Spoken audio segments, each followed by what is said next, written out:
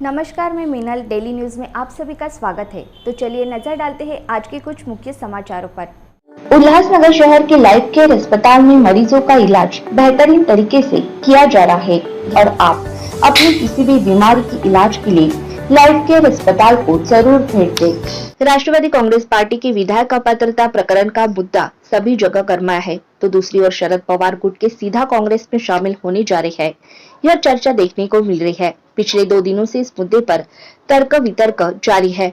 इस संदर्भ में वृत्त शरद पवार गुट की ओर से ठुकराया गया। फिर भी राहुल नार्वेकर के निकाल के पार्श्वभूमि पर अभी तक चर्चा पर पर्दा नहीं गिरा। इस संदर्भ में आज शरद पवार गुट के लोकसभा सांसद सुप्रिया सुळे इन्हें पूछने पर उन्होंने अपने विचार व्यक्त कर अपात्रता प्रकरण पर भी चर्चा की। उन्होंने आगे कहा कि मुद्दा एवढाच आहे की फार त्याच्यात रॉकेट सायन्स नाही आहे की राष्ट्रवादी काँग्रेस पक्षाची स्थापना आणि फाउंडर मेंबर आणि प्रेसिडेंट हे आदरणीय पवार साहेब आहेत, कालही होते, आजही आहेत आणि उद्याही राहतील। त्यामुळे फाउंडर मेंबरला ज्यांनी पक्ष स्थापन केला त्याच्याकडून पक्ष हिसकावून घेण्याचं पाप हे अदृश्य शक्ती करते आहे आणि हा पक्षावरच फक्त नाही पण महाराष्ट्राच्या अस्मितेवर आणि देशावर एक नवीन पायंडा पाडतायत।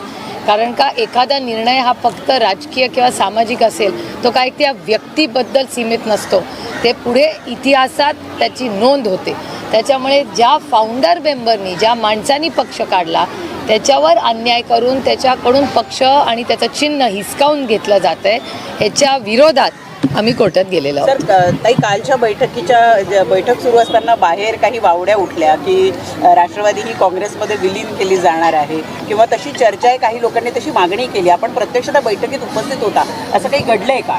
माझी विनंती राहील की ज्यांनी पहिली स्टोरी ब्रेक केली ना त्यांना माझ्या खरंच मनापासून एक म्हणजे विचारत नाही येते आणि मी फार कुणाला काही ॲडवाईस द्यायला जात नाही, पण राहील की स्वतःच्या क्रेडिबिलिटीची तरी असल्या वावड्या उठवू नका। एक शेवटचा प्रश्न होता की महाविकास आघाडीमधनं महाविकास आघाडीचे लक्तर होताना दिसत आहेत, कारण आता अशोक चव्हाण बाहेर पडल्यामुळे कुठेतरी काँग्रेससुद्धा जे आहे त्यांना विचारमंथन करावं लागतंय, त्यांचे काही आमदार फुटून बाहेर जातील अशी सुद्धा चर्चा आहे। हो, ते काँग्रेसच्या विरोधी जात नाही आहेत। उन्हाळा वाढलाय आणि आईसमुळे म्हणजे बर्फ आईस, आता पुऱ्या महाराष्ट्राला आईसचा अर्थ माहिती आहे आणि मला नाही वाटत चॅनल्सला माहिती आहे, बच्चा जाणत आहे की कशामुळे लोक कुठला पक्ष किंवा विचारधारा सोडतात।